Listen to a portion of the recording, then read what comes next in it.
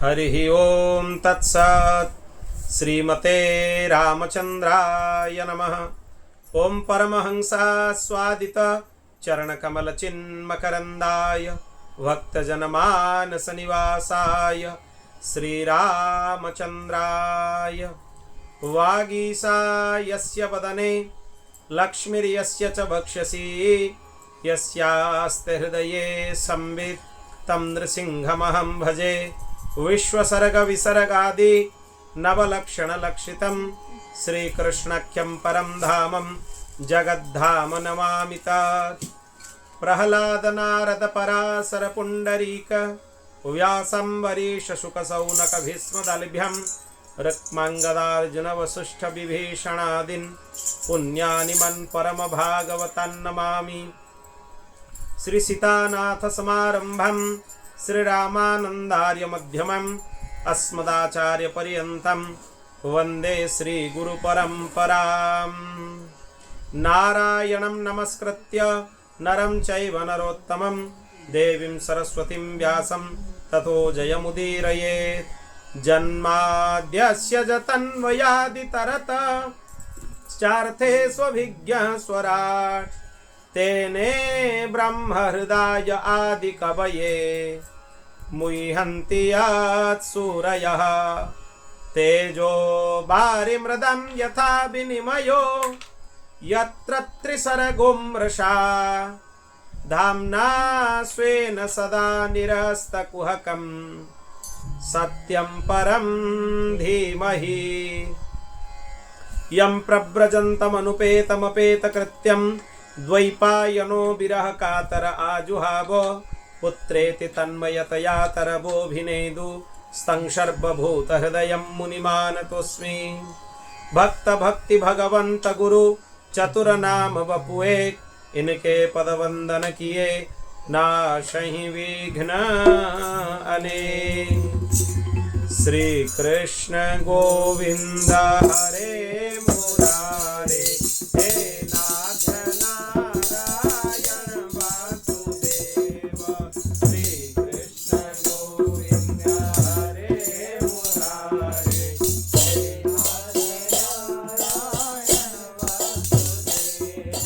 हे नाथ नारायण वासुदेव। हे नाथ नारायण वासुदेव। हे नाथ नारायण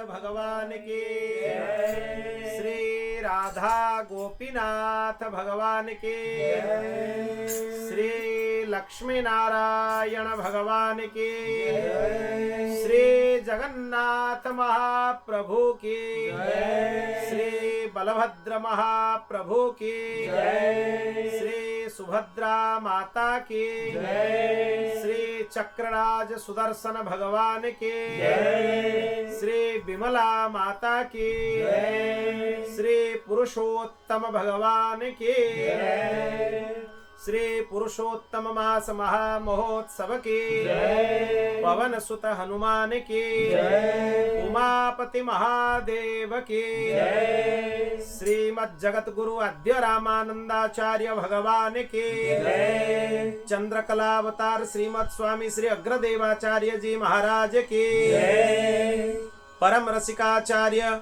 श्री हरिदास जी महाराज की श्री परम रसिकाचार्य श्री हित हरिवंश महाप्रभु की परम रसिकाचार्य श्री हरिराम व्यास जी की समस्त पूर्वाचार्यों की जगत गुरु द्वाराचार्य श्री मलुक देवाचार्य जी महाराज की श्री पहाड़ी बाबा जी महाराज की श्री भक्तमाली जी महाराज की श्री सद्गुरुदेव भगवान की श्री पंडरीनाथ विठ्ठल भगवान की श्रीनिवास श्री वेंकटेश भगवान की श्री रंगनाथ भगवान की जय जय श्री सीताराम जय जय श्री राधे श्याम हर हर महादेव निताय गौर हरि बोल। अनंत कोटि ब्रह्मांड नायक परात्पर अखिलेश्वर निखिल हे प्रत्यनीक अनंत कल्याण गुणगण निलय भगवान श्री हरि की महती कृपा करुणा से आज हम द्वितीय दिवस के श्रीमद् भागवत कथा के सत्र में प्रवेश कर रहे हैं। कल हम लोग संक्षेप में ही श्री भागवत जी का दसम स्कंद तक स्मरण किए, फिर अभी एकादश स्कंद प्रारंभ हुआ है जिसमें कि हम लोग यदुवंश के शाप का कारण, फिर श्री वसुदेव जी और नारद जी का दिव्य संवाद और उसी में ही श्री विदेहराज निमि जी और नवयोगेश्वरों का संवाद का प्रारंभ किया था हमने। अभी आज विशेषकर हम नवयोगेश्वर संवाद के ऊपर ही चर्चा करेंगे जो कि भागवत धर्म का निरूपक है। इसमें भागवत धर्म का निरूपण किया गया है, वो भी बहुत विस्तार से किया गया है। जो भागवत जी का सार है, जो भागवत जी का सिद्धांत है, वो एकादश स्कंध में ही दिया गया है। और फिर आगे हमें सुनने के लिए मिलेगा भगवान श्री कृष्ण का 23 अध्यायों में वक्तव्य है एकादश स्कंध में, जो कि श्री उद्धव गीता के नाम से जाना जाता है। भगवान बहुत करुणामय है, इसलिए ये दिव्य पावन पुरुषोत्तम मास के सत्र में हम लोगों को भागवत जी के एकादश स्कंध का आश्रय लेते हुए सत्संग करने का सौभाग्य प्रदान। तो इसीलिए अभी हम आगे नवयोगेश्वर संवाद का स्मरण कर रहे हैं। कवि जी कल बोले थे, मन्ये कुतश्चिदभय मन्ये कुतश्चिदमय मच्युतस्य पादम्बुजोपासनमत्र नित्यम् उद्विग्न बुद्धेरसदात्म भावात् विश्वात्मना यत्र निवर्तते भी। वो बोल रहे हैं कवि जी, हे राजन, भक्तजनों के हृदय से कभी जो दूर नहीं होते हैं उन्हीं को ही अच्युत बोला जाता है। इसीलिए भगवान का नाम अच्युत है, क्योंकि वो भक्तजनों के हृदय से कभी दूर होते ही नहीं। ये हमारा गलतफहमी है, हमारा कमी है, जो कि हम समझते हैं कि भगवान हमसे दूर है। भगवान कभी भी हमसे दूर नहीं है। भगवान सर्वदा सर्वकालेन हमारे पास ही हैं। हमारा अनुभव यही होना चाहिए कि भगवान नित्य निरंतर हमारे पास है। और नित्य निरंतर उनके कृपा करुणा का प्रवाह हमारे ऊपर होता रहता है, इसमें कोई संदेह नहीं है। इसीलिए भगवान का नाम अच्युत है। और यही बात ध्यान में लाते हुए हमें भय शून्य हो जाना चाहिए। भय शून्य होना एक बहुत बड़ा चीज है। संसार में कोई भय शून्य नहीं हो पाता है। क्यों नहीं हो पाता है? क्योंकि द्वितीय अभिनिवेश से ही भय प्राप्त होता है। आप अगर समझेंगे कि मुझसे कोई दूसरा अलग है तो वहां पे भय आएगा। अगर आप यही समझ लें कि जो आत्मा स्वरूप में भगवान सच्चिदानंद स्वरूप श्री कृष्ण हमारे अंदर विराजमान है, वही सच्चिदानंद स्वरूप श्री कृष्ण सभी के अंदर विराजमान है। अयम आत्मा ब्रह्म नेह नानास्ति किंचन। भगवान के अलावा और कुछ है ही नहीं। जैसे कि वस्त्र में धागा के अलावा और कुछ है ही नहीं, इसी तरह यह जगत में भगवान ओतप्रोत है, मतलब भगवान के अलावा और कुछ है ही नहीं। आप कहीं भी देख लीजिए, भगवान ही भगवान है। जड़ पदार्थों में भी भगवान ही है, चेतन पदार्थों में भी भगवान ही है। अगर यह आपको अनुभव में आ जाए कि भगवान के अलावा और कुछ है ही नहीं, तो द्वितीयाभिनिवेश नहीं होगा। और द्वितीयाभिनिवेश नहीं होगा मतलब आपको अपने से दूसरा और कुछ लगेगा ही नहीं। तब आप भय से निवृत्त हो जाएंगे। तब तक भय निवृत्त नहीं हो सकते हैं जब तक आपको यह अनुभव नहीं होगा कि भगवान के अलावा और कुछ है ही नहीं। यह कवि जी बोल रहे हैं। यह निश्चित मत है। देह गेह आदि तुच्छ एवं असत पदार्थों में जो अहंता और ममता होता है, इसीलिए हमारा चित्त वृत्ति उद्विग्न हो जाता है। दो चीज हमें फंसाता है। एक चीज है अहंता, दूसरा है ममता। अहंता मतलब मैं और ममता मतलब मेरा। ये दो चीज की वजह से ही हम फंसते हैं। अहंता ममता ये दोनों ही बंधन के कारण हैं। यह कपिल देव भगवान देवहूति जी को अपने संवाद में भी यही चीज बताते हैं कि माता ये दो चीज हमें बंधन में डालने वाला है। एक है अहंता, दूसरा है ममता। इसलिए दोनों से बचकर रहो। फिर अगर ये दोनों से तुम मुक्त हो जाओगे तो तुम्हें भय से भी मुक्त हो जाओगे। भय भी वहां पे नहीं रहेगा अगर अहंता ममता से मुक्त हो गए। भय किस लिए है? मैं हूं, ये चीज मेरा है, मुझे बचाना है, रक्षा करना है। वहां पे अहंता ममता आ रहा है, इसीलिए भय है। अगर आपके पास अहंता और ममता है ही नहीं, मैं और मेरे का भाव समाप्त हो गया, फिर भय कहां से आएगा? यह समझना चाहिए।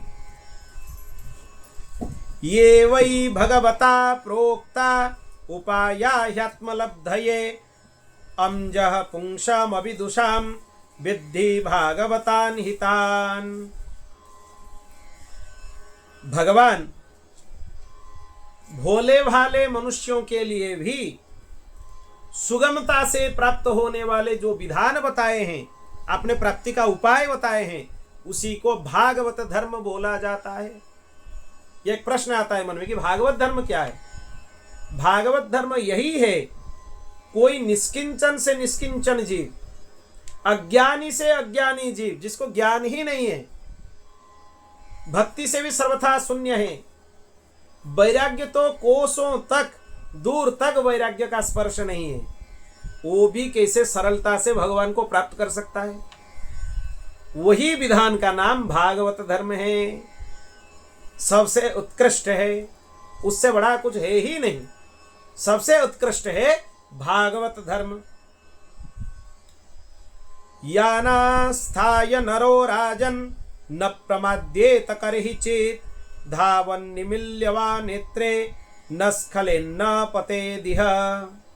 हे राजन, इस भागवत धर्म का अवलंबन करने से मनुष्य विघ्न बाधाओं से पीड़ित नहीं होता है, और अगर उसका पतन भी हो जाता है, वो स्खलित भी हो जाता है, फिर भी भगवान उसको प्राप्त हो जाते हैं, वो फल से वंचित नहीं होता है।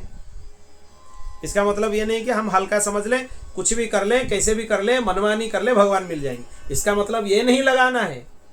इसका मतलब यह है, अगर हमारे प्रारब्ध वश, हमारे कर्म बंधन के वश होते हुए, या जन्म जन्मांतरों का जो चक्र है, उसका संस्कार है पूर्व जन्मों का, उसमें बस होते हुए अगर हमारा पतन हो जाता है तो भी भगवान हमें प्राप्त होंगे।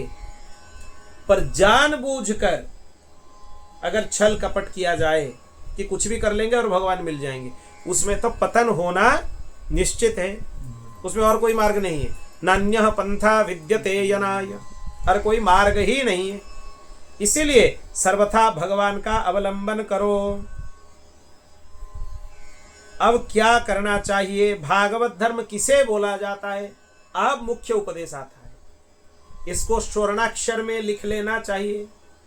ये मुख्य है। भागवत धर्म का सबसे महत्वपूर्ण श्लोक यही है, और यह आप सबको कंठस्थ है, नित्य आप लोग गाते हैं, फिर भी इसका पालन नहीं कर पाते हैं। इसका अर्थ समझते हुए भी अनजान बन जाते हैं। इसी को ध्यान से सुनिए और मेरे साथ दोहराइए। कायेन वाचा मनसेन्द्रियैर्वा, कायेन बुद्ध्यात्मना वा नृषता स्वभावात्,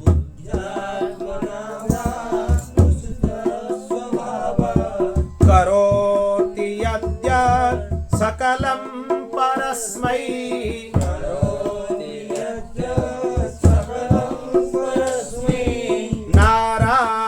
नारायणायेति समर्पयेत्।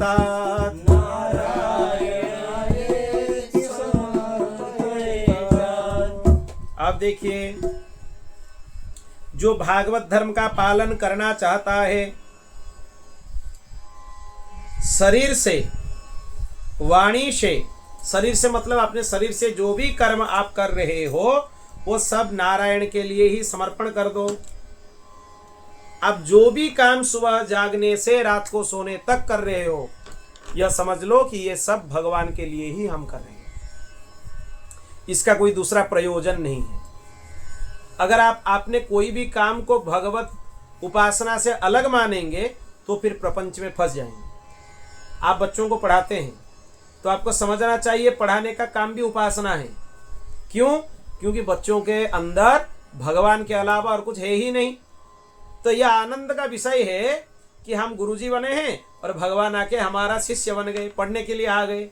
ये भावना अपने अंदर रखते हुए अगर आप पढ़ाएंगे तो आपके लिए पढ़ाना बंधन नहीं है, पढ़ाते पढ़ाते ही मुक्त हो जाएंगे। बस यह भावना करना है कि हम बच्चों को नहीं पढ़ा रहे हैं, बच्चों के अंदर हमारे ही परिपूर्ण परब्रह्म सच्चिदानंद श्री कृष्ण हैं। श्री कृष्ण को ही हम अध्ययन करा रहे हैं, तब पढ़ाते हुए ही निमग्न हो जाएंगे आनंद में। आप रसोई बना रही हैं ठाकुर जी के लिए, घर में भी किसी के लिए बना रही हैं, ये समझ लो कि घर के लिए हम नहीं बना रहे, ये ठाकुर जी के आरोग्य के लिए ही हम बना रहे हैं। ठाकुर जी इसको आरोगेंगे और बोलेंगे कैसा लग रहा है। इसीलिए मनयोग पूर्वक, ध्यान पूर्वक भगवान के श्री चरणों में अपने मन को समर्पण करते हुए रसोई का काम करो, तो रसोई आपके लिए बंधन नहीं होगा, वही आपकी उपासना हो गया। फिर नाम जप तो करते रहोगे, मंत्र जप नियम का पालन तो करते रहोगे, पर उसके साथ जो काम कर रहे हो वही आपके उपासना हो जाएंगे। आप कोई काम नहीं कर रहे हो, झाड़ू लगा रहे हो, सबसे सरल काम कर रहे हो, झाड़ू लगा रहे हो, वो समझ लो कि ये भगवान का मंदिर है, इसमें हम झाड़ू लगा रहे हैं। क्योंकि यहाँ पर साफ होने से ही भगवान आएंगे, विराजेंगे, उनकी उपासना करेंगे। यहाँ तक कि आपके शरीर के क्रिया भी आपकी उपासना बन जाएंगे। कैसे?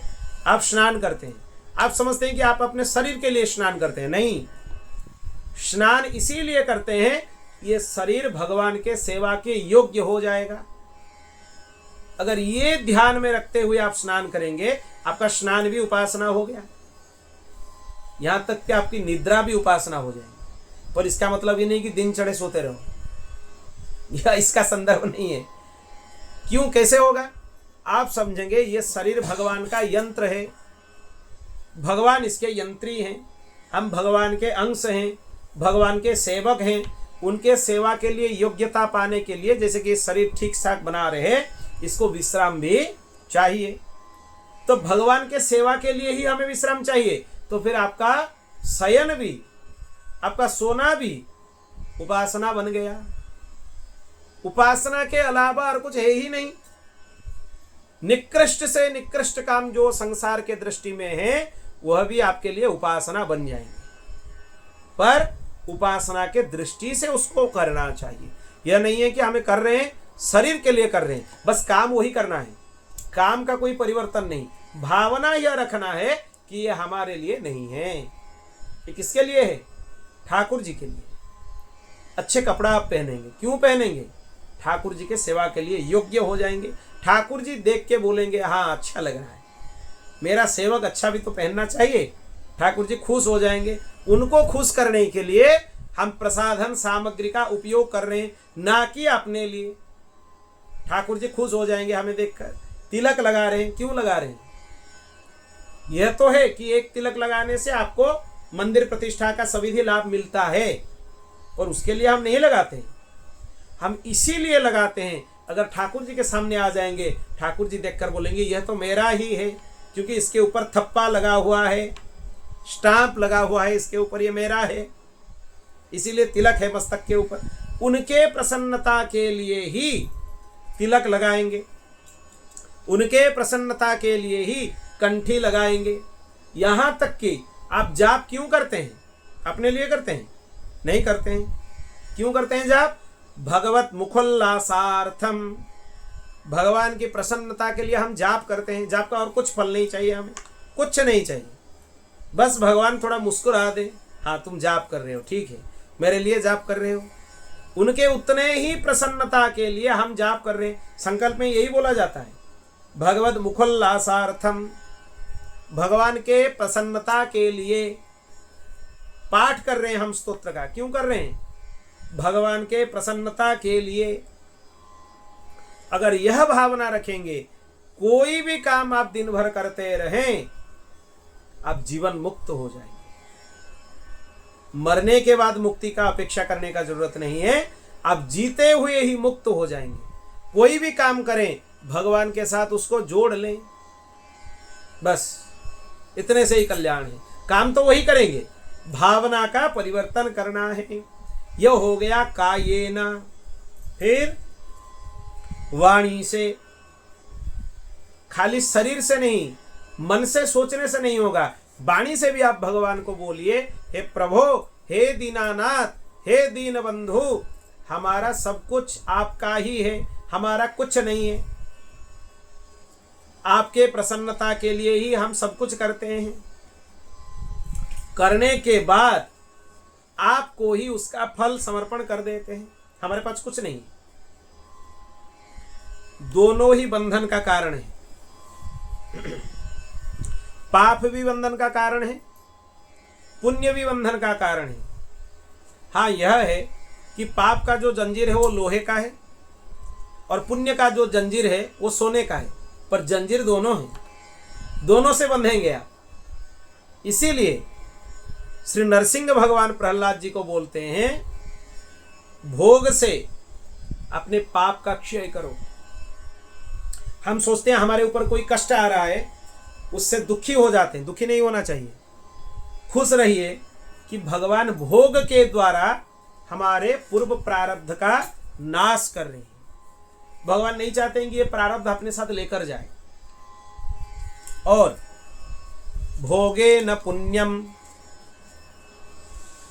जितना सामग्री हमारे पास उपलब्ध है उसका भोग करने से पुण्य का नाश होता है। जब जीव पाप पुण्य दोनों से मुक्त हो जाता है, तब जाकर भगवान को प्राप्त कर सकता है।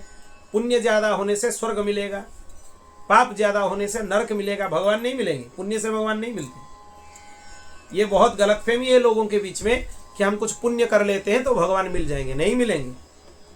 पुण्य भी बंधन कारक है, पाप भी बंधन कारक है। इसका मतलब है कि फिर पुण्य वाला काम नहीं करेंगे, नहीं, खूब करो पर फल अपने पास मत रखो। जितना भी काम कर रहे हो श्री कृष्ण का बनकर, श्री कृष्ण के लिए करके, श्री कृष्ण को ही उसका फल समर्पण कर दो।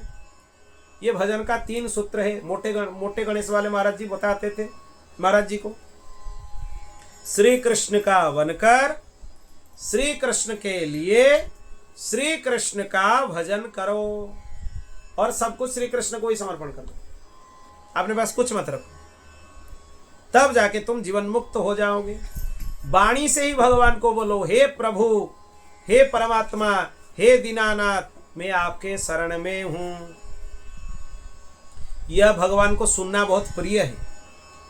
कोई अगर भगवान को आकर बोले कि प्रभु मैं आपके शरण में हूं, भगवान को यह अत्यंत प्रिय है। इसीलिए वाणी से भी आप भगवान को अपना सब कुछ समर्पण कर दीजिए। मन से यह सोचिए कि भगवान का ही हम अंश हैं, भगवान हमारे अंशी हैं, हम केवल भगवान के योग्य हैं, भगवान के अलावा किसी का योग्य नहीं है, और हम भगवान के ही भोग्य हैं, भगवान हमारे भोक्ता हैं। यह भाव आपका सुदृढ़ हो जाए तो मन से आप भगवान से जुड़ गए। इसी को हमारे आचार्यों ने विशिष्टाद्वैत सिद्धांत में अकार त्रय संपन्न बोलते हैं। अनन्य शेषत्व, हम भगवान के अंश हैं, भगवान हमारे अंशी हैं।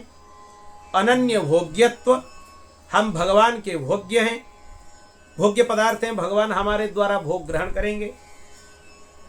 और अनन्यार्हत्व, हम भगवान के योग्य हैं, भगवान के अलावा और किसी के भी योग्य नहीं हैं।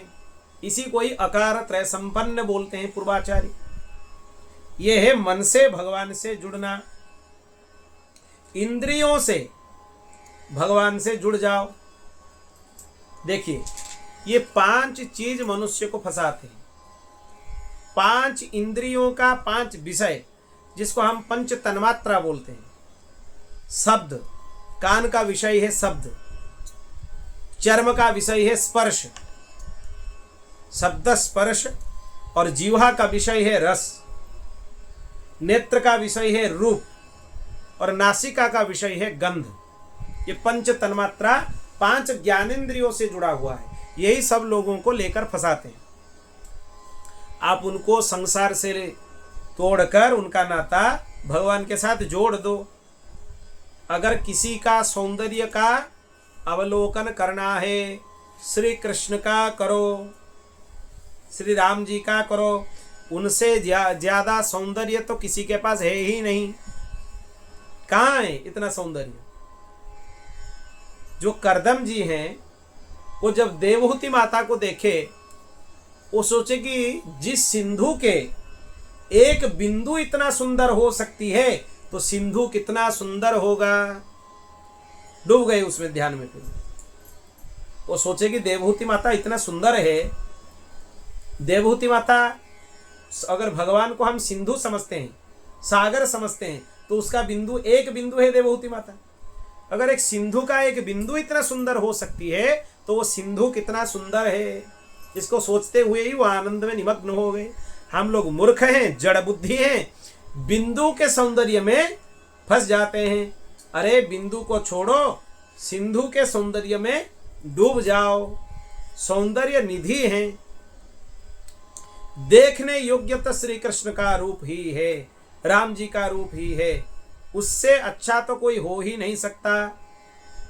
फिर श्री कृष्ण इतने सुंदर हैं, पर श्री जी के एक सहचरी के सुंदरता में श्री कृष्ण का सौंदर्य न्योछावर है। एक सहचरी, श्री जी नहीं, श्री जी तो बहुत दूर है, श्री जी का तो चर्चा ही नहीं है यहाँ पे।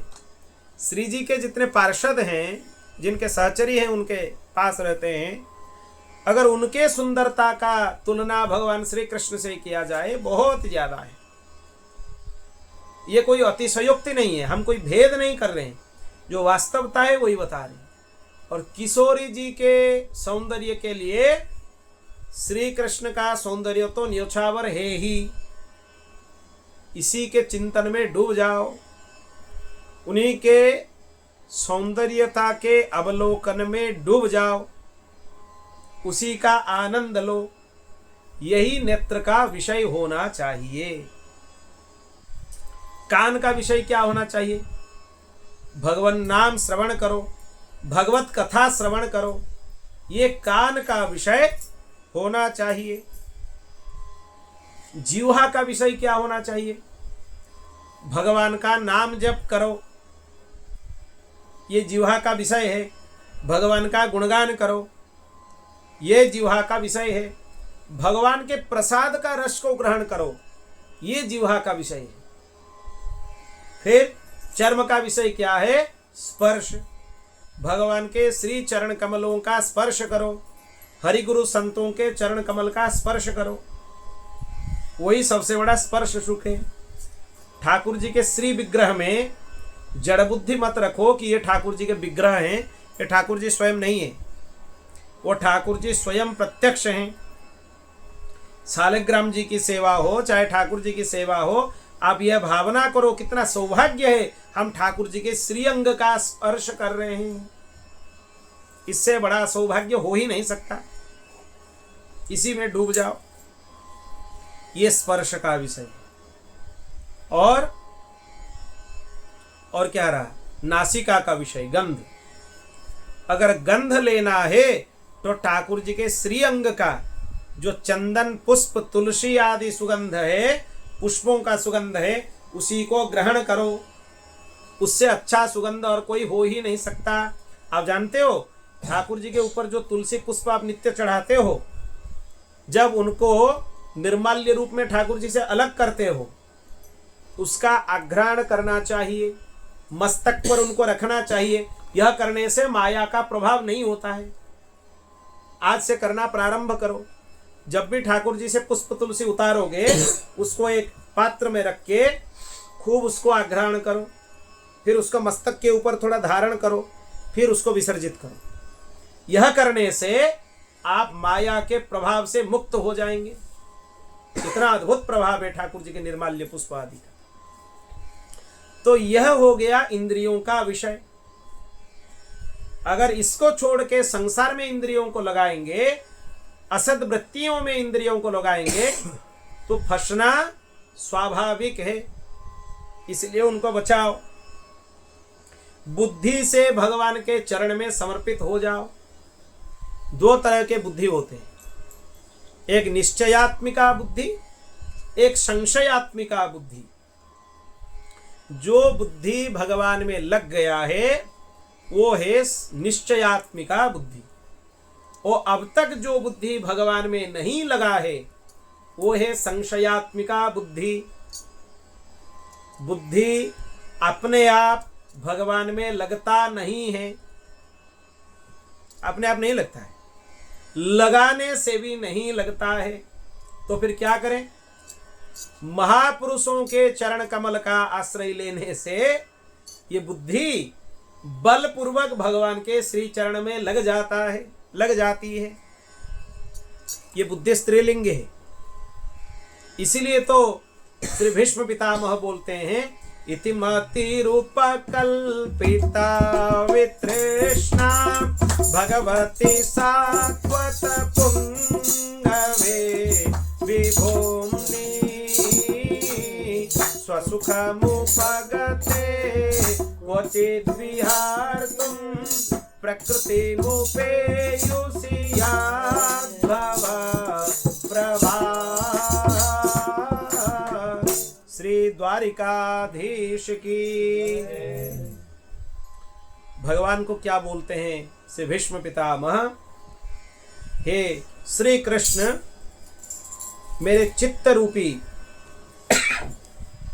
मेरे बुद्धि रूपी ये जो स्त्री है, इसका पाणी ग्रहण कर लीजिए। क्यों? क्योंकि ये संसार में लगा हुआ नहीं है, असत बुद्धि नहीं है, ये सत बुद्धि है। क्योंकि ये आपके चरण कमलों में ही अनन्यता पूर्वक आश्रय ग्रहण की है, इसका कोई दूसरा आश्रय नहीं है। ये निश्चयात्मिका है, संशयात्मिका नहीं है। इसलिए हे प्रभु, हम तो सुने हैं आपको विवाह करने का बहुत ज्यादा शौक है, आप इसी बुद्धि रूपी कन्या का पाणी ग्रहण कर लीजिए। भीष्म पितामह निवेदन करते हैं ठाकुर जी को। तो इसीलिए महापुरुषों के महत् पादाश्रय से बुद्धि अपने आप भगवान में लग जाती है। अहंकार को भी भगवान के श्री चरणों में समर्पण करो। ये अहंकार बहुत सूक्ष्म है।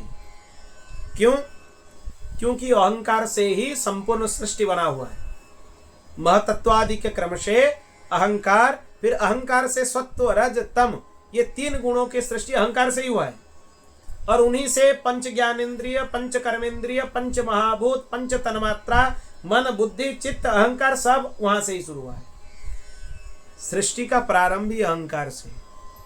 कोई अगर बोलता है कि मैं अहंकार से शून्य हो गया, वो सबसे बड़ा अहंकारी है। वो भी एक अहंकार है, अहंकार शून्य होना। तो इसीलिए सूक्ष्म रूप से ही सही अहंकार तो सब में रहता ही है। अगर आप अहंकार से मुक्त होना चाहते हैं, आप एक बड़ा अहंकार पाल लीजिए।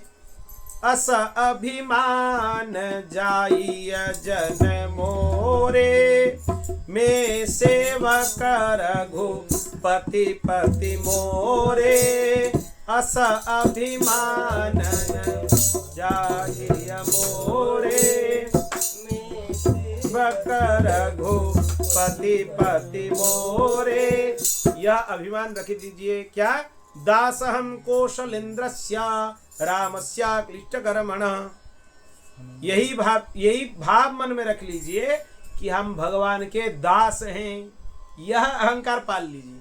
यह अहंकार कल्याणकारी है, इससे अकल्याण नहीं होता है। मन में इसको रख लीजिए कि हम भगवान के दास हैं, भगवान हमारे स्वामी हैं, हम उनके चरण कमल के सेवक हैं। यह भाव अगर पोषण कर लेंगे तो समझ लीजिए आप जीवन मुक्त हो जाएंगे। फिर अहंकार आपके लिए बंधन नहीं है, बंधन कारक ही नहीं है। और अनेक जन्मों अथवा एक जन्म की आदत के स्वभाव के वश में जो काम करते हैं, अपने स्वभाव बस भी कुछ कुछ काम हो जाता है। स्वभाव कहाँ से आया?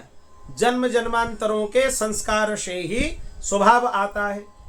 उसको भी भगवान के श्री चरण कमलों में समर्पण कर दो।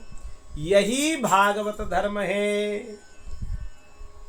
क्योंकि प्रश्न आता है ना, आप भागवत धर्म का वर्णन कर रहे हैं, भागवत धर्म क्या है? कवि जी बोल रहे हैं नव योगेश्वरों में प्रथम योगेश्वर कि यही भागवत धर्म है। फिर क्या बोलते हैं, देखिए अद्भुत है। भयं द्वितीयाभिनिवेशतः स्यात् दिशादपेतस्य विपर्ययो स्मृतिः तन्मायया तो बुध आभजेत्तं भक्त्यैकयेशं गुरुदेवतात्मा। ये तो अद्भुत और अद्भुत है। ईश्वर से जो पुरुष विमुख होते हैं, उनकी माया से ही अपने स्वरूप को विस्मृत कर देते हैं, भूल जाते हैं कि हम भगवान के अंश हैं, भगवान हमारे अंशी हैं, ये भूल जाते हैं। मैं देवता हूं, मैं मनुष्य हूं, इस प्रकार के भ्रम में फंस जाते हैं। यह भ्रम है। आप कौन हैं? अगर आप परिचय देते हैं कि हम भगवान के दास हैं, तो आपका परिचय सही है। हम भगवान के सेवक हैं, तो आपका परिचय सही है। अगर आप बोल दिए कि हम मनुष्य हैं, हम देवता हैं, हम ऋषि हैं, हम मुनि हैं, हम साधु संत हैं, हम ब्राह्मण क्षत्रिय वैश्य शूद्र हैं, तो आपका उत्तर गलत है। आप ऐसा उत्तर क्यों दे रहे हैं? क्योंकि आप भगवान के जगन मोहिनी माया के प्रभाव से मोहित हो चुके हैं, इसीलिए गलत उत्तर देते हैं। यह समझना चाहिए। ये देह आदि अन्य वस्तुओं में अभिनिवेश होने से, तन्मयता होने से हमें बुढ़ापा, मृत्यु, रोग आदि का भय होता है, जिसको हम लोग बोलते हैं द्वितीयाभिनिवेश। हम भगवान के अलावा और कुछ दूसरा समझ लेते हैं, इसीलिए रोग का भय रहता है, वार्धक्य का भय रहता है, मृत्यु का भय रहता है। आप भागवत कथा सुन रहे हैं, भागवत कथा सुनते हुए भी अगर आपके मन में यह भय रहे कि मेरा मृत्यु होने वाला है या मेरी मृत्यु होने वाला है, तो समझ लीजिए आपका सुनना सब वृथा है, ये जड़ बुद्धि है। क्योंकि सुखदेव जी महाराज जब अंतिम उपदेश राजा परीक्षित को दिए, वहां पे यही बोले हैं कि मेरा मृत्यु हो जाएगा, यह पशु बुद्धि मीमांजहि, यह पशु बुद्धि है, मेरा क्या मृत्यु होगा, मैं तो अविनाशी श्री कृष्ण का अंश हूं। कबीर जी तो और अच्छा बात बोलते हैं वहां पे, मेरा मृत्यु होने के लिए राम जी को मरना होगा। क्यों? अगर राम जी अविनाशी हैं, मैं उनका बच्चा हूं, तो मैं भी अविनाशी हूं, मेरा मृत्यु क्यों होगा? अगर मेरा मृत्यु होगा तो राम जी को भी मरना होगा, राम जी तो कभी मरेंगे नहीं। अगर राम जी की मृत्यु नहीं है तो मेरा भी मृत्यु नहीं होगा। बोल भक्तवत्सल भगवान की। ये मृत्यु के भय से मुक्त होना बहुत जरूरी है, पर यह प्रवचन करने से नहीं होता है। जब आप सत्संग करते हुए यह भावना आपके मन में आ जाए कि यह दृढ़ हो जाए, यह भावना कि हम भगवान के दास हैं और भगवान के अलावा हमारा कोई दूसरा परिचय है ही नहीं, तब ही आप मृत्यु के भय से मुक्त हो सकते हैं। नहीं तो ऐसे मृत्यु के भय से मुक्त होना ये कोई सरल चीज नहीं है किसी के लिए भी। इसीलिए अपने गुरुदेव को ही आराध्य मानकर अनन्यता से भगवान का भजन करना चाहिए। यह सबसे बड़ा सूत्र है। दूसरा सूत्र है भक्त्यैकयेशम गुरुदेवतात्मा, अपने गुरुदेव को ही अपने आराध्य मान लो। हमें कोई पूछता है आपके आराध्य कौन है, या हमारी बात हम बता रहे हैं, हम तो देखते हैं, बहुत लोग पूछते भी हैं, हम तो देखते हैं कि लगभग साल भर में जितने उत्सव होते हैं, कोई उपासना होता है, अब सभी देवी देवताओं के पूजन करते रहते हैं, लगभग सभी के, शिव जी के भी करते हैं, देवी जी के भी करते हैं, राम जी के करते हैं, नारायण भगवान के करते हैं, श्री कृष्ण के करते हैं, सब कुछ कर लेते हैं। पर आपके आराध्य स्वरूप कौन है? हम बोलते हैं इनमें से कोई एक भी नहीं है। हमारे आराध्य तो हमारे गुरुदेव ही हैं। हमें पूछेंगे आप आपके प्राप्य कौन है? हमारे गुरुदेव हैं। गुरुदेव से भिन्न कोई भगवत तत्व है तो उसका उपलब्धि हमें नहीं करना है, उसके तरफ आंख उठाकर देखना भी नहीं है। हम तो सभी भगवत स्वरूपों का अनुभव अपने गुरुदेव में ही कर लेते हैं। गुरु के अलावा और कोई तत्व है ही नहीं। और एक चीज, बड़ी ऊंची बात हम बोल रहे हैं, इसको ध्यान से सुन लीजिए। आपको गुरुदेव की प्राप्ति होने के बाद आप अगर सोचते हैं कि भगवत प्राप्ति कोई दूसरा चीज है, बाद में होने वाला है, तो आप गुरु अपराध कर रहे हैं। जिस दिन आपको गुरुदेव भगवान मिल गए उसी दिन आपका भगवत प्राप्ति हो गया, उसी दिन हो गया। क्योंकि भगवत तत्व और गुरु तत्व में कोई इतना रंच मात्र भी भेद है ही नहीं। अगर गुरु में मनुष्य बुद्धि करोगे, भगवत तत्व को दूसरा कुछ मानोगे कि इनके जरिए से हमें भगवान मिल जाएंगे, तो मूढ़ता कर रहे हो। यह सर्वथा भागवत धर्म के विपरीत है। क्योंकि भागवत धर्म में क्या बताया जा रहा है? भक्त्यैकयेशम गुरुदेवतात्मा, अपने गुरुदेव को ही अपने प्रियतम मान लो, आराध्य देव मान लो और भगवान का भजन करो। अगर गुरुदेव को आराध्य नहीं मानोगे तब कोई फायदा नहीं है। किसी का भी उपासना कर लो, किसी देवी देवता का भी उपासना कर लो, आराध्य तो गुरुदेव ही होना चाहिए। अगर रामकृष्ण नारायण भी गुरुदेव के विपरीत हो जाएं तो उनके तरफ हमें आंख उठाकर देखना नहीं है। इतने निष्ठा गुरुदेव में होना चाहिए, तब भगवान को आपको ढूंढने का जरूरत नहीं, भगवान आपके पीछे पीछे डोलेंगे।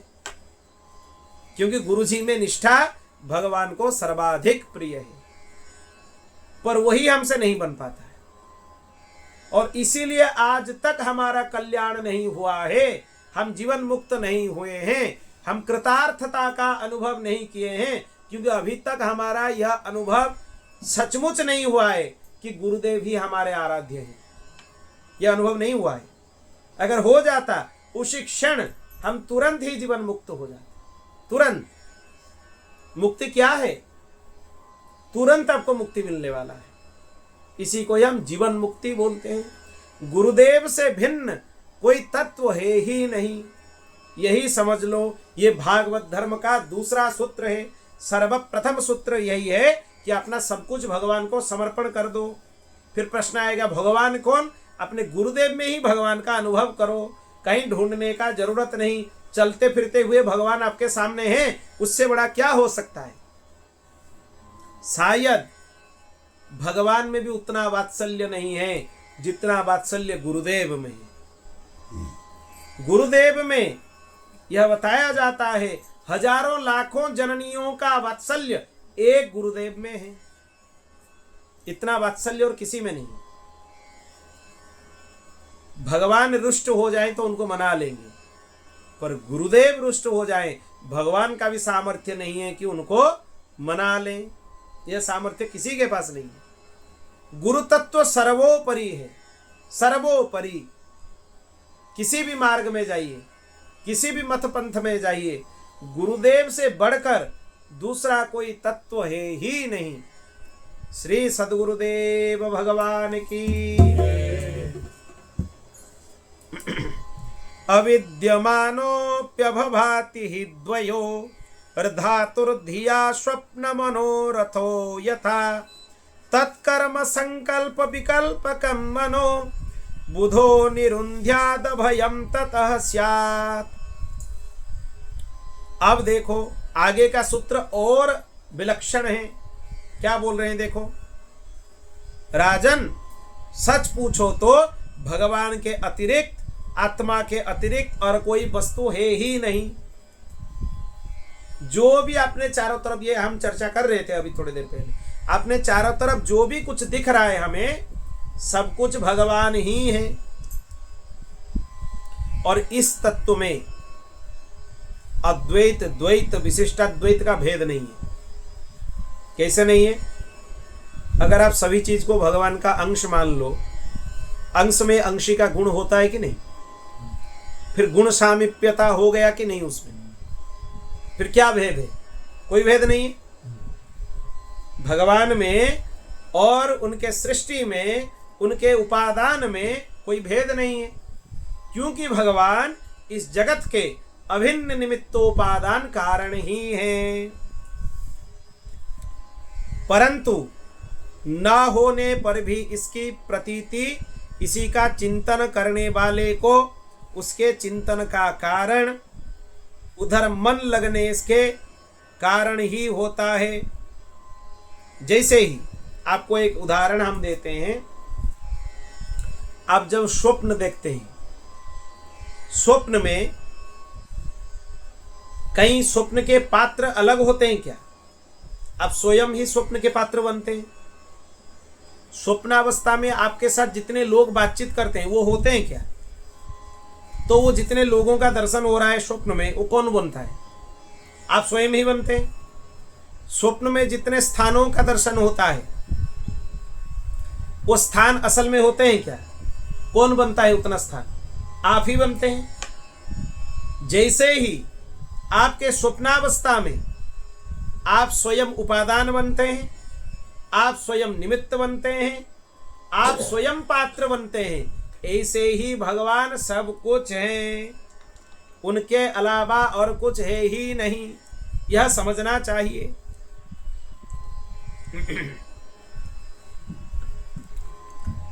जितने संसार में संकल्प विकल्प है, वहां से मन को रोक देना चाहिए। इतना करने से भगवत प्राप्ति हो जाएगी। बस इतना करना है, मन को रोकना है। मन का स्वभाव है, मन क्या है? संकल्प विकल्प दोनों करने वाले को ही हम मन बोलते हैं।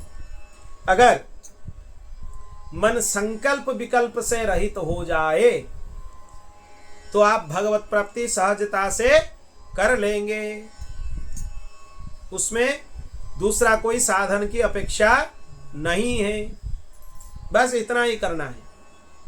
भगवान ही हमारे सब कुछ हैं, हमारे आराध्य हैं। गुरुदेव के स्वरूप में भगवान ही हमें प्राप्त हुए हैं। उनके चरणों में सब कुछ समर्पण करते हुए बस मन को नियंत्रित करते हुए नित्य निरंतर उनका स्मरण करना चाहिए। इतना होते ही आप भगवत प्राप्ति कर लेंगे। और क्या करना चाहिए फिर? यह तो हो गया, हमें अभय पद मिल गया, हम जीवन मुक्त भी हो गए क्योंकि भागवत धर्म को समझ ली। फिर करेंगे क्या? अगर करने के लिए कुछ नहीं है फिर कुसंग होगा, प्रपंच बनेंगे, संसार में फंस जाएंगे। इसलिए क्या करना है? शरणागति को पुष्ट करने के लिए क्या करना है? शरणागति पुष्ट होना चाहिए। आपको एक चीज मिल गया, एक गाड़ी मिल गई, पर उसको आप खिलाएंगे पिलाएंगे नहीं, मतलब पेट्रोल डीजल आदि डालेंगे नहीं, तो गाड़ी चलने वाला नहीं है। गाड़ी तो बहुत अच्छा है, इतना अच्छा गाड़ी मिला कि हम नहीं बोल सकते। आजकल तो इलेक्ट्रिकल गाड़ी आ गए और उसको भी चार्ज करना होता है ना, बिना चार्ज के तो नहीं चल सकते। तो चार्ज कैसे करेंगे या उसमें ईंधन कैसे डालेंगे?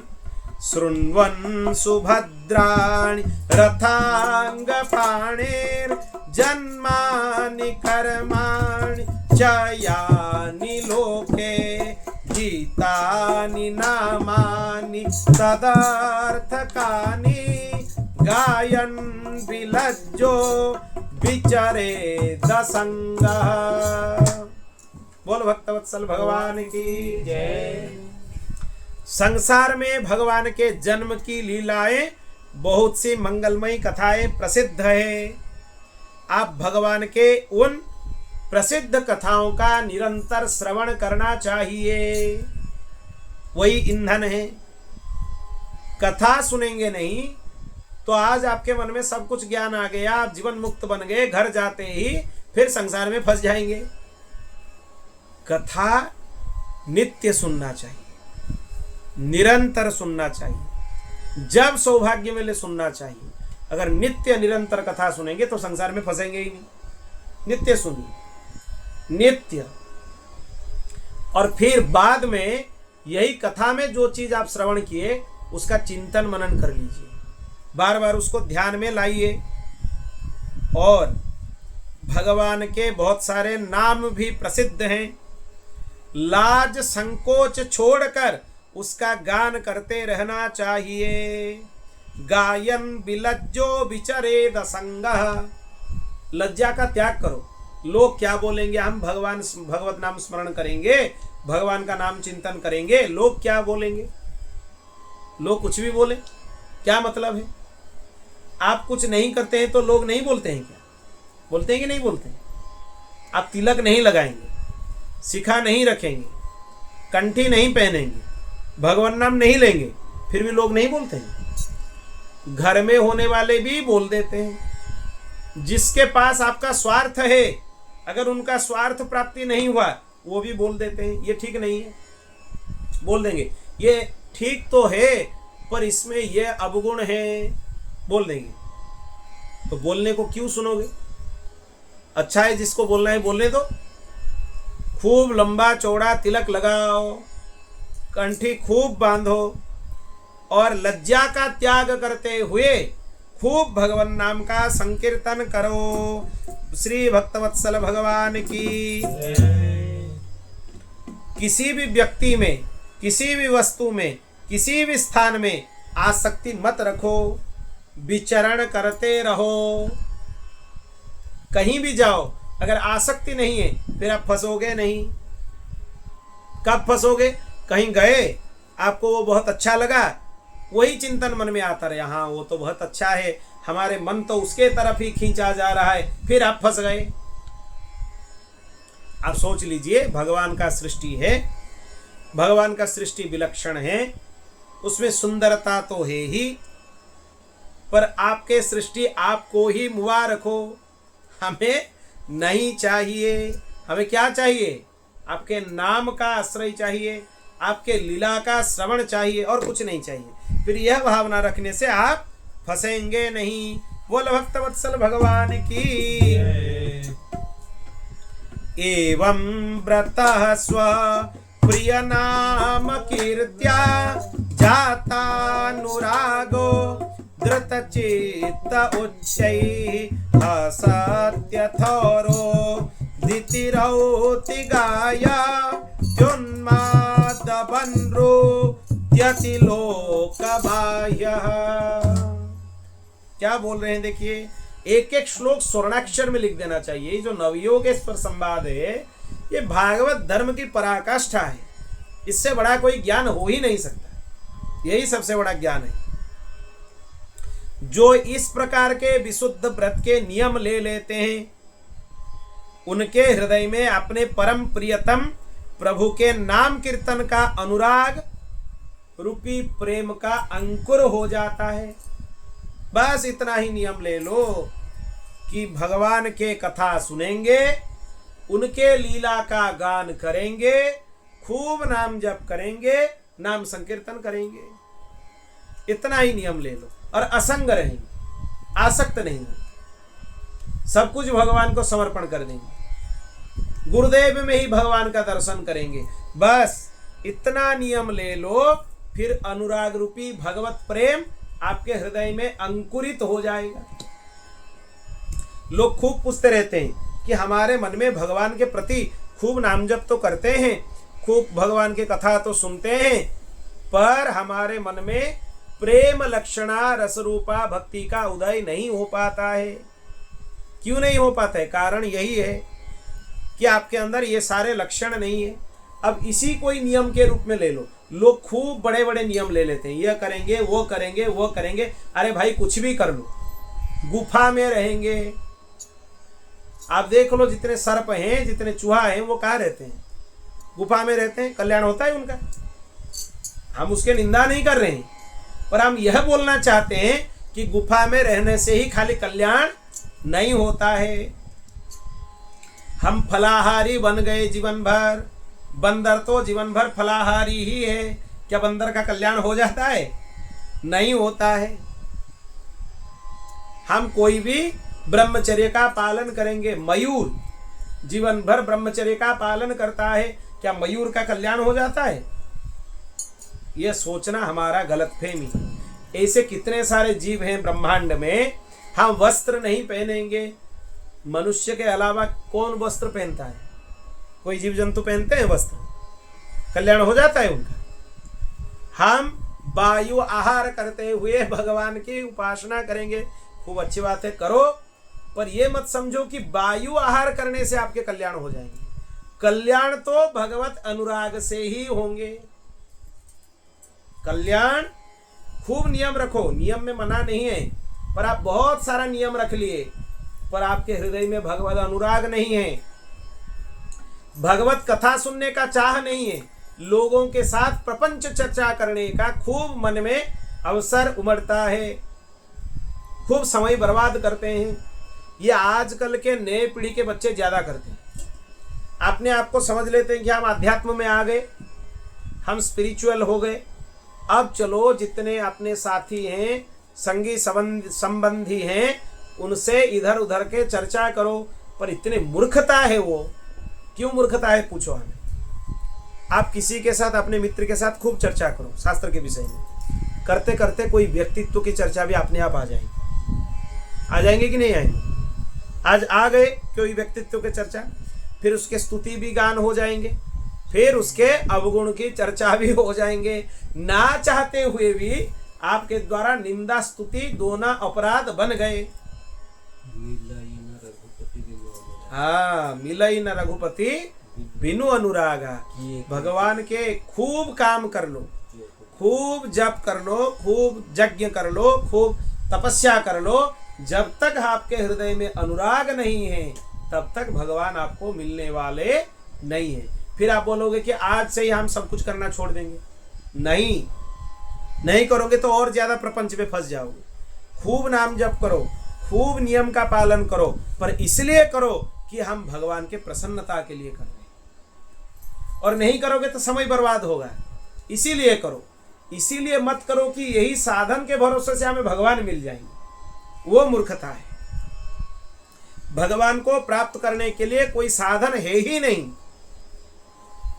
भगवान आपको अपने कृपा के बल पर ही मिलते हैं, उनके कृपा के बल पर। आपके साधन के बल पर भगवान किसी को नहीं मिलते। भगवान साधन साध्य नहीं है, भगवान कृपा साध्य है। तो इसीलिए अगर समय थोड़ा बहुत मिल जाता है, उसमें आग मत लगाओ, खूब सत्संग का श्रवण करो, विशुद्ध सत्संग का श्रवण करो, तब जाके कल्याण होगा।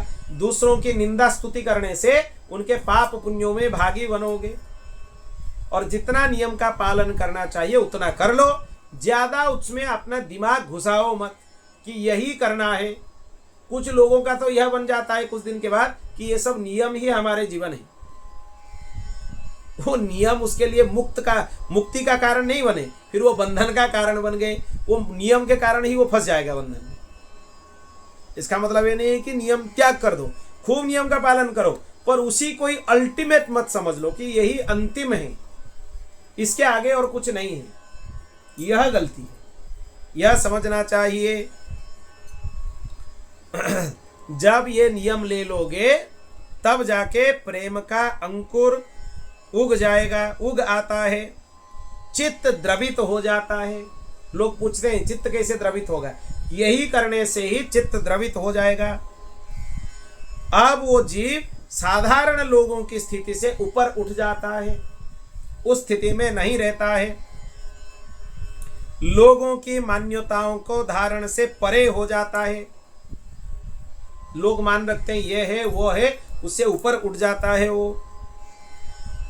फिर दंभ से नहीं, स्वभाव से ही मतवाला सा होकर खिलखिलाकर हंसने लगता है, कभी फूट फूट कर रोने लगता है। जब भगवान के अनुराग, दिव्य अनुराग किसके हृदय कमल में उदित हो जाए तो वो कभी हंसने भी लगता है, कभी भगवत विरह में रोने भी लगता है, कभी उच्च स्वर से भगवान का नाम कीर्तन करने लगता है, कभी मधुर स्वर से भगवान के गुणगान करने लगता है, कभी अपने प्रियतम प्रभु को अपने नेत्र के समक्ष अनुभव कर लेता है, कभी उनको रिझाने के लिए नृत्य भी करता है। भक्त संसार में किसी को रिझाने के लिए नृत्य नहीं करता है। अगर नृत्य करना भी है तो किसके लिए करना है? अपने बिहारी जी के लिए करना है, दूसरे किसी के लिए नहीं।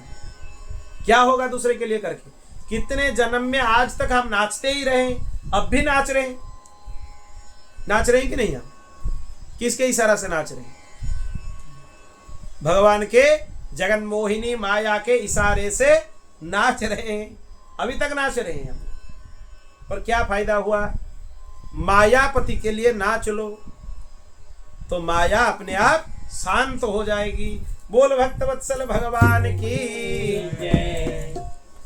खंबायुमग्निं सलिलं महिं च ज्योतिंसि सत्त्वा निदिशो द्रुमादिन् सरित् समुद्रांश्च हरे शरीरं यत्किंच भूतं प्रणमेदनन्यः। बोल भक्तवत्सल भगवान की। हे राजन, यह आकाश, वायु, अग्नि, जल, पृथ्वी, ग्रह, नक्षत्र, प्राणी, जितने दिशाएं, वृक्ष, वनस्पति, नदी, समुद्र, सब भगवान के शरीर हैं। ये विराट रूप का वर्णन है भगवान का। भगवान के अलावा और कुछ है ही नहीं, सब कुछ भगवान है। सभी रूपों में स्वयं भगवान प्रकट होते हैं। ऐसा समझकर जो कोई उनके सामने आ जाता है, वो प्राणी हो अप्राणी हो, उसे अनन्य भाव से, भगवत भाव से प्रणाम करता है। मतलब जड़ हो चाहे चेतन हो, सब में भगवत बुद्धि आ जाती है। फिर सभी को भगवत भाव से प्रणाम करते हैं। इसके लिए बहुत सरल नियम है। प्रातः शय्या त्याग के बाद जो भी सामने दिख जाए सबको भगवान मान के प्रणाम करना शुरू करो, प्रारंभ करो। पहले ये 1 घंटा के लिए अभ्यास रखो कि उठने के बाद 1 घंटा तक जिसका दर्शन करेंगे, वो बड़ा हो छोटा हो कोई भी हो, साक्षात प्रणाम करने का जरूरत नहीं, मन ही मन उसको नारायण मान के प्रणाम कर लो। फिर उसको बढ़ाते चलो धीरे धीरे। कुछ दिन के बाद 2 घंटा, 3 घंटा, 4 घंटा, फिर ये नियम को बढ़ाते चलो। प्रातः उठने से रात सोने तक जो भी हमारे सामने आ जाए उसको भगवत स्वरूप मानकर प्रणाम कर लो। यह भी भागवत धर्म है।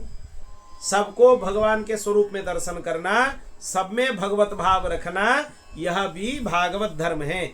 और यह करने से आप पाप से मुक्त हो जाएंगे। आप किसी को गाली देना चाहते हैं, गाली देने से पहले आपका नियम है कि सबको नारायण भाव से प्रणाम करेंगे। आप उसको भगवान मानकर प्रणाम कर लिए, गाली दे पाएंगे उसको? निंदा कर पाएंगे उसका? छल कर पाएंगे उसके साथ? क्यों? क्योंकि उसके पास आपका भगवत भाव आ गया।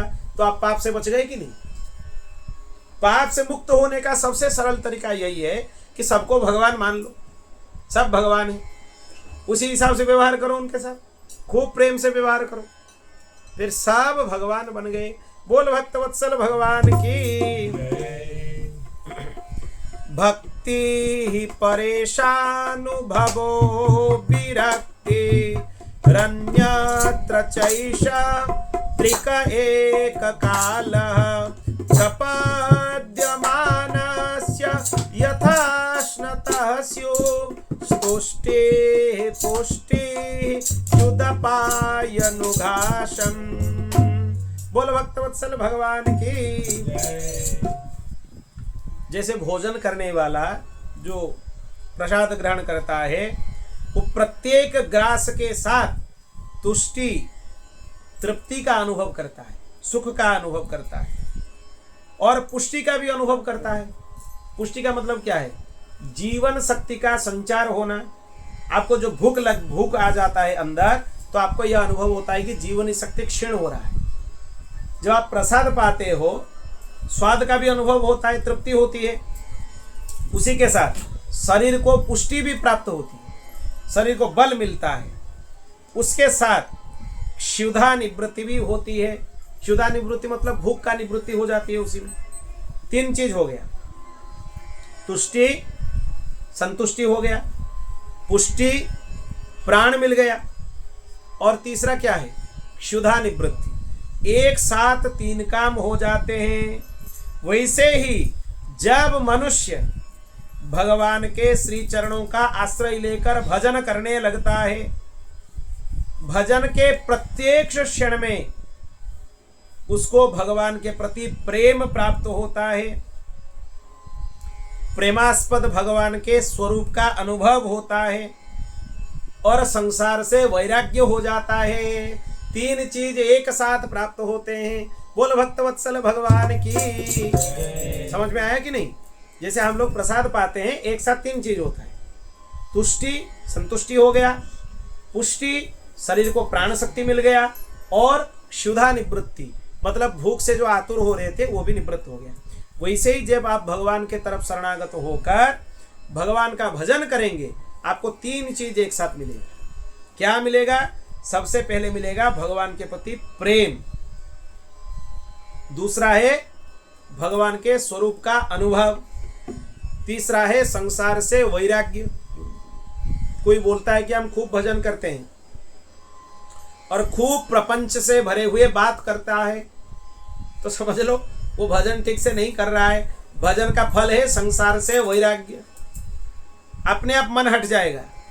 संसार में रहते हुए भी, सब काम करते हुए भी मन में वैराग्य आ जाएगा। वो अपने आप लगेगा कि ये सब झूठा है, भगवान के अलावा और कुछ सत्य है ही नहीं। बस भगवान हमें अभिनय करने के लिए भेजे हैं। जब भगवान के पास जाएंगे तो 2 बात आएगा वहां। भगवान बोलेंगे कि आप अभिनय बहुत अच्छा किए, तो भगवान को बोलेंगे प्रभु आपको कोई पुरस्कार हमें देना चाहिए, यही पुरस्कार दे दो कि आगे कभी भेजना मत, अगर आपको हमारा अभिनय अच्छा लगा संसार में। अगर भगवान यह बोलेंगे कि नहीं तुम्हारा अभिनय अच्छा नहीं था, तो प्रभु हमें तो अभिनय करना आता नहीं, फिर हमें मत भेजो। दोनों में ही लाभ है। अगर अभिनय अच्छा हो गया तो पुरस्कार के स्वरूप में मत भेजो, अगर बुरा हो गया, खराब हो गया, तो भगवान को बोलो कि हमें करना आता ही नहीं, तो मत भेजो प्रभु। दोनों में ही लाभ है। बोल भक्तवत्सल भगवान की जय। 3 चीज मिलते हैं, भगवत प्रेम, भगवत अनुराग जिसको हम बोलते हैं, भगवान के स्वरूप का अनुभव, और तीसरा है संसार से वैराग्य। जो तीनों चीज बहुत दुर्लभ है, आप भजन करने से ही प्राप्त हो जाएंगे। खूब नाम जप करो। ये भी एक नियम बना लो, 2 नियम करो। एक नियम की, जब से उठेंगे सोने तक जिसको देखेंगे प्रणाम करेंगे। जब मार्ग में जाएंगे बहुत सारे लोग एक साथ दिखेंगे तो मनी मन सबको प्रणाम करते चलो कि जो दिख रहे हैं प्रभु नारायण सबको दंडवत प्रणाम। और दूसरा नियम यह ले लो, प्रातः उठते ही भगवान नाम स्मरण करना शुरू कर दो। अंदर ही कुछ भी काम करो, शरीर की क्रिया करो, स्नान करो, शौच काम करो, कोई भी काम करो, भगवान नाम निरंतर जाप करो। कब तक? सोने तक अभ्यास करो करने का। तब देखोगे 6 महीना कर लो, ये 2 नियम 6 महीने के लिए कर लो, फिर जीवन भर होने लगेंगे, बंद नहीं होंगे।